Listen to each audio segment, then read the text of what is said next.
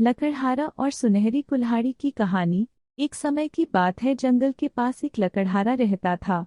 वो जंगल में लकड़ी इकट्ठा करता था और उन्हें पास के बाजार में बेचता था कुछ पैसों के लिए। एक दिन की बात है, वो एक पेड़ काट रहा था, तभी हुआ ये कि गलती से उसकी कुल्हाड़ी पास की एक नदी में गिर गई।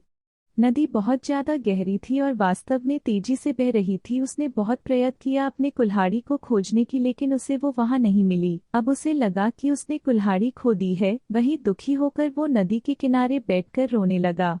उसके रोने की आवाज सुनकर नदी के भगवान उठे और उस लकड़हारे से पूछा कि क्या हुआ। लकड़हारा ने उन्हें अपनी दुखद कहानी बताई। नदी के भगवान को उस लकड़हारे के ऊपर दया आई और वो उसकी मेहनत और सच्चाई देखकर उसकी मदद करने की पेशकश की। वो नदी में गायब हो गए और एक सुनहरी कुल्हाड़ी वापस लाया, लेकिन लकड़हारे ने कहा कि यह उसका नहीं है। वो फिर से गायब हो गए और अब की बार उन्होंने चांदी की कुल्हाड़ी लेकर वापस आए, लेकिन इस बार भी लकड़हारे ने कहा कि ये कुल्हाड़ी उसका भी नहीं है।